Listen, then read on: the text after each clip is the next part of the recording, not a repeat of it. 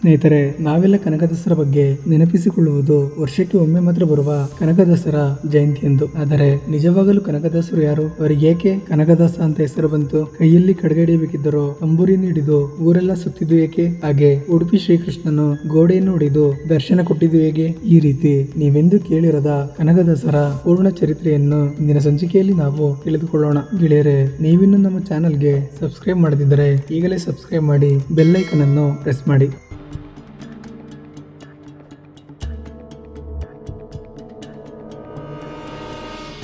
ಹಾವೇರಿ ಜಿಲ್ಲೆಯ ಬಾಡ ಎಂಬ ಒಂದು ಗ್ರಾಮದಲ್ಲಿ ವೀರಪ್ಪ ಮತ್ತು ಬಚ್ಚಮ್ಮ ಎಂಬ ಇಬ್ಬರು ದಂಪತಿಗಳಿಗೆ ಮದುವೆಯಾಗಿ ತುಂಬಾ ವರ್ಷಗಳು ಕಳೆದರೂ ಮಕ್ಕಳಿರುವುದಿಲ್ಲ. ಹಾಗೆ ಒಂದು ದಿನ ಅವರು ತಿರುಪತಿ ತಿಮ್ಮಪ್ಪನ ದರ್ಶನ ಪಡೆದು ಬರುತ್ತಾರೆ. ಸ್ವಲ್ಪ ದಿನಗಳು ಕಳೆದ ನಂತರ ಬಚ್ಚಮ್ಮ ಗರ್ಭವತಿಯಾಗುತ್ತಾಳೆ. ನಂತರ ಬಚ್ಚಮ್ಮ ಒಂದು ಗಂಡು ಮಗುವಿಗೆ ಜನ್ಮವನ್ನು ನೀಡುತ್ತಾಳೆ. ಆ ಮಗು ತಿರುಪತಿ ತಿಮ್ಮಪ್ಪನ ವರದಿಂದ ಜನಿಸಿದ್ದರಿಂದ ಆ ಮಗುವಿಗೆ ತಿಮ್ಮಪ್ಪ ಅಂತಾನೆ ನಾಮಕರಣ ಮಾಡುತ್ತಾರೆ. ತಿಮ್ಮಪ್ಪನನ್ನು ಅವರ ತಂದೆ ತಾಯಿ ತುಂಬಾ ಮುದ್ದಾಗಿ ಸಾಕುತ್ತಾರೆ. ಅವರು ವಾಸವಿದ್ದಂತಹ ಪ್ರದೇಶ ವಿಜಯನಗರ ಸಾಮ್ರಾಜ್ಯದ ಆಡಳಿತಕ್ಕೆ ಒಳಪಟ್ಟಿತ್ತು. ಕನಕದಾಸರು ಅಂದರೆ ಆಗಿನ ಕುರುಬ ಜನಾಂಗದಲ್ಲಿ ಹುಟ್ಟಿದ ತಿಮ್ಮಪ್ಪ. ಕನಕದಾಸರ ತಂದೆ ವಿಜಯನಗರ ಸಾಮ್ರಾಜ್ಯದಲ್ಲಿ ಸೇನಾಧಿಪತಿಯಾಗಿದ್ದನು. ಇದರಿಂದ ವೀರಪ್ಪ ನಾಯಕ ತನ್ನ ಮಗ ತಿಮ್ಮಪ್ಪನಿಗೆ ಅಂದರೆ ಕನಕದಾಸರಿಗೆ ಕುದುರೆ ಸವಾರಿ, ಕುಸ್ತಿ, ಕತ್ತಿ ಒರಸೆ ಮತ್ತು ಸಕಲ ವಿದ್ಯಾಭ್ಯಾಸಗಳನ್ನು ಕೂಡ ಕಲಿಸುತ್ತಾನೆ.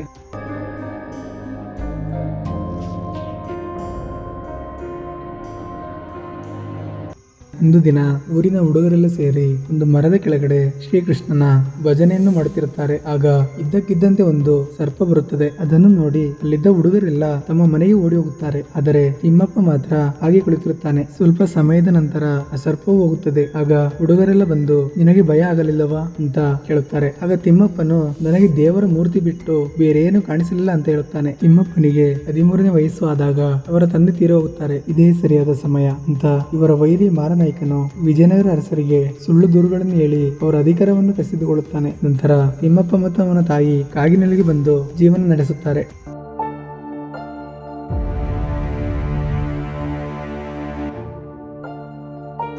ತಿಮ್ಮಪ್ಪ ದೊಡ್ಡವನಾದ ಮೇಲೆ ಒಂದು ದಿನ ಭೂಮಿಯನ್ನು ಅಗೆಯುವಾಗ ಕೊಪ್ಪರಿಗೆಯಲ್ಲಿ ಚಿನ್ನ ಸಿಗುತ್ತದೆ. ಆ ಸಮಯದಲ್ಲಿ ತಿಮ್ಮಪ್ಪನು ತನಗೆ ಸಿಕ್ಕ ಚಿನ್ನವನ್ನು ತನ್ನ ಮನೆಯಲ್ಲಿ ಗುಟ್ಟಾಗಿ ಇಟ್ಟುಕೊಳ್ಳದೆ ಬದಲಾಗಿ ಎಲ್ಲ ಚಿನ್ನವನ್ನು ಊರಿನ ಜನಗಳಿಗೆ ದಾನ ಮಾಡುತ್ತಾನೆ. ಈ ರೀತಿ ತಿಮ್ಮಪ್ಪನಿಗೆ ಚಿನ್ನ ಸಿಕ್ಕಿದ ಕಾರಣ ಊರಿನ ಜನರೆಲ್ಲ ಈತನನ್ನು ಕನಕ ಎಂದು ಕರೆಯಲು ಶುರು ಮಾಡಿದರು. ಈ ನಡುವೆ ಅಧಿಕಾರವನ್ನು ಕಿತ್ತುಕೊಂಡಿದ್ದ ಮಾರನಾಯಕನಿಗೂ ಮತ್ತು ಕನಕನಿಗೂ ಸಣ್ಣದಾಗಿ ಒಂದು ಯುದ್ಧ ನಡೆಯುತ್ತದೆ. ಈ ಯುದ್ಧದಲ್ಲಿ ಕನಕನು ಗೆದ್ದು ಬಿಡುತ್ತಾನೆ. ಕನಕನ ಶಕ್ತಿ ಮತ್ತು ಪ್ರಾಮಾಣಿಕತೆಯನ್ನು ಕಂಡ ವಿಜಯನಗರದ ಅರಸರು ಕನಕನನ್ನು ಪಂಗಪುರದ ದಂಡನಾಯಕನನ್ನಾಗಿ ಮಾಡುತ್ತಾರೆ. ಇದರಿಂದ ಕನಕನಾಗಿದ್ದವನು ಕನಕನಾಯಕನಾಗಿ ಹೆಸರುವಾಸಿಯಾಗುತ್ತಾನೆ.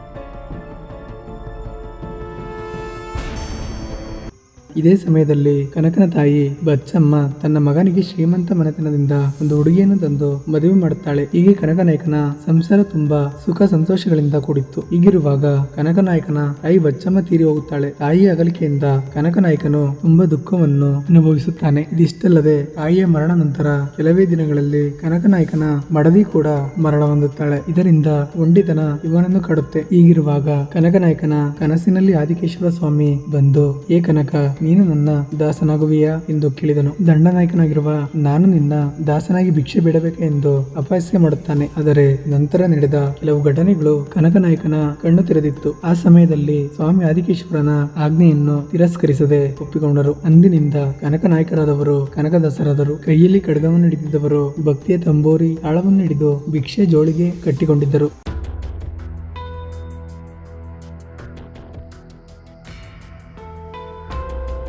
ಆಗಿನ ಕಾಲದ ಗುರುಗಳು ವ್ಯಾಸರಾಯರ ಹತ್ರ ಹೋಗಿ ನನಗೆ ದೀಕ್ಷೆಯ ಮಂತ್ರವನ್ನು ಹೇಳ್ಕೊಡಿ ಎಂದು ಹೇಳುತ್ತಾನೆ. ನಂತರ ವ್ಯಾಸರಾಯರು ಕನಕದಾಸರನ್ನು ತನ್ನ ಶಿಷ್ಯನಾಗಿ ನೇಮಿಸಿಕೊಳ್ಳುತ್ತಾರೆ. ಒಬ್ಬ ಕೀಳು ಜಾತಿಯ ಕನಕದಾಸರನ್ನು ವ್ಯಾಸರಾಯರು ತಮ್ಮ ಶಿಷ್ಯನಾಗಿ ನೇಮಿಸಿಕೊಂಡಿದ್ದು ವ್ಯಾಸರಾಯರ ಇತರ ಶಿಷ್ಯರಿಗೆ ಇಷ್ಟವಿರಲಿಲ್ಲ. ವ್ಯಾಸರಾಯರು ಕನಕದಾಸರ ಜ್ಞಾನವನ್ನು ತಮ್ಮ ಇತರ ಶಿಷ್ಯರಿಗೆ ಅರ್ಥ ಮಾಡಿಸಬೇಕು ಅಂತ ತಮ್ಮ ಇತರ ಶಿಷ್ಯರನ್ನೆಲ್ಲ ಕರೆದು ಪ್ರತಿಯೊಬ್ಬರಿಗೂ ಒಂದೊಂದು ಬಾಳೆಹಣ್ಣು ಕೊಟ್ಟು ಆ ಹಣ್ಣನ್ನು ಯಾರು ಇಲ್ಲದಿರುವಂತಹ ಜಾಗದಲ್ಲಿ ತಿಂದು ಬನ್ನಿ ಅಂತ ಹೇಳುತ್ತಾರೆ. ಪ್ರತಿಯೊಬ್ಬರು ಒಂದೊಂದು ಸ್ಥಳದಲ್ಲಿ ಬಾಳೆಹಣ್ಣನ್ನು ತಿಂದು ಬರುತ್ತಾರೆ. ಆದರೆ ಕನಕದಾಸರು ಮಾತ್ರ ಬಾಳೆಹಣ್ಣನ್ನು ತಿನ್ನದೆ ವಾಪಸ್ಸು ತೆಗೆದುಕೊಂಡು ಬರುತ್ತಾರೆ. ಕನಕ, ನೀನೇಕೆ ಬಾಳೆಹಣ್ಣನ್ನು ತಿಂದಿಲ್ಲ ಎಂದು ಕೇಳುತ್ತಾರೆ. ಗುರುಗಳೇ, ದೇವರು ಎಲ್ಲಾ ಕಡೆಯೂ ಇದ್ದಾನೆ, ಆದ್ದರಿಂದ ನನಗೆ ತಿನ್ನಲು ಯಾವುದೇ ಸ್ಥಳ ಸಿಗಲಿಲ್ಲ, ಹಾಗಾಗಿ ವಾಪಸ್ಸು ತಂದಿದ್ದೇನೆ. ಈ ಮಾತನ್ನು ಕೇಳಿದ ಇತರ ಶಿಷ್ಯರು ಸುಮ್ಮನಾಗುತ್ತಾರೆ.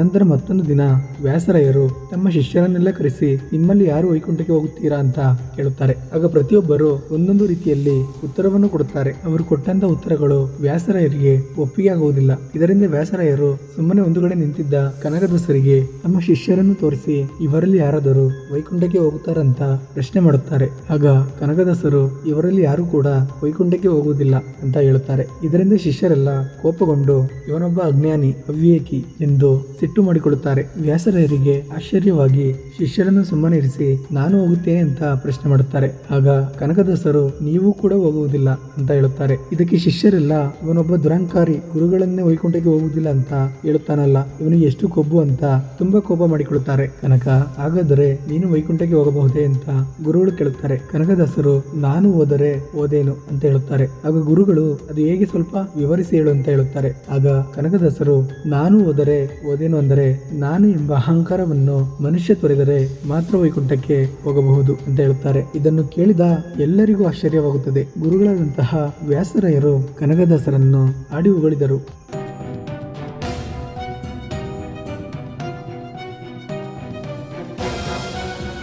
ಇದೆಲ್ಲ ಘಟನೆಗಳು ನಡೆದ ನಂತರ ಕನಕದಾಸರು ತೀರ್ಥಯಾತ್ರೆಗೆ ಉಡುಪಿ ಕಡೆಗೆ ಬರುತ್ತಾರೆ. ಉಡುಪಿಯ ದೇವಾಲಯದಲ್ಲಿ ಶ್ರೀಕೃಷ್ಣನ ದರ್ಶನ ಪಡೆಯಬೇಕು ಅಂತ ದೇವಾಲಯದ ಒಳಗೆ ಇನ್ನೇನು ಒಂದು ಹೆಜ್ಜೆಯನ್ನು ಇಡಬೇಕು ಅಷ್ಟರಲ್ಲಿ ದೇವಾಲಯದ ಪುರೋಹಿತರೆಲ್ಲ ಬಂದು ನೀನೊಬ್ಬ ಕೀಳು ಜಾತಿಯವನು, ದೇವಾಲಯದ ಒಳಗೆ ಬರಲು ನಿನಗೆ ಅವಕಾಶವಿಲ್ಲ ಎಂದು ಜಾತಿಯಿಂದ ಹೀಯಾಳಿಸಿ ಕನಕದಾಸರನ್ನು ತಡೆಯುತ್ತಾರೆ. ಆಗ ಇದೇನೇ ಆಗಲಿ ನಾನು ಶ್ರೀಕೃಷ್ಣನ ದರ್ಶನ ಪಡೆಯಲೇಬೇಕು ಅಂತ ಕನಕದಾಸರು ದೇವಾಲಯದ ಹಿಂದುಗಡೆ ಹೋಗಿ ಶ್ರೀಕೃಷ್ಣನ ಹಾಡನ್ನು ಹಾಡುತ್ತಾ ಪ್ರಾರ್ಥನೆ ಮಾಡುತ್ತಾರೆ. ಆಗ ಕನಕದಾಸರ ಭಕ್ತಿಗೆ ಒಲಿದು ಶ್ರೀಕೃಷ್ಣನು ಗೋಡೆಯನ್ನು ಒಡೆದು ಹಿಂಬದಿಯಿಂದಲೇ ದರ್ಶನ ನೀಡುತ್ತಾನೆ. ಅದಕ್ಕೆ ಅದನ್ನು ಕನಕನ ಗಿಂಡಿ ಅಂತ ಇಂದಿಗೂ ಕರೆಯುತ್ತಾರೆ.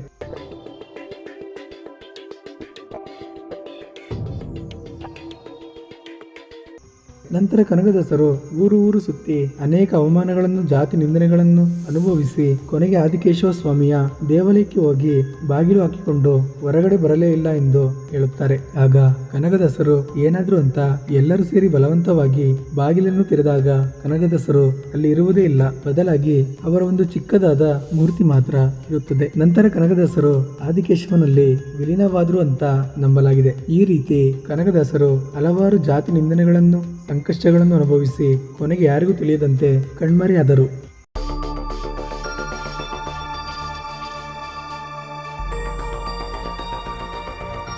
ಸ್ನೇಹಿತರೆ, ಇದಿಷ್ಟು ಭಕ್ತ ಕನಕದಾಸರ ಜೀವನ ಚರಿತ್ರೆ. ಈ ವಿಡಿಯೋ ಇಷ್ಟ ಆದರೆ ಲೈಕ್ ಮಾಡಿ, ಶೇರ್ ಮಾಡಿ ಮತ್ತು ಸಬ್ಸ್ಕ್ರೈಬ್ ಮಾಡುವುದನ್ನು ಮರೆಯಬೇಡಿ. ಮುಂದಿನ ಸಂಚಿಕೆಯಲ್ಲಿ ಮತ್ತೊಂದು ವಿಶೇಷವಾದ ವಿಡಿಯೋದೊಂದಿಗೆ ಸಿಗೋಣ. ಧನ್ಯವಾದಗಳು.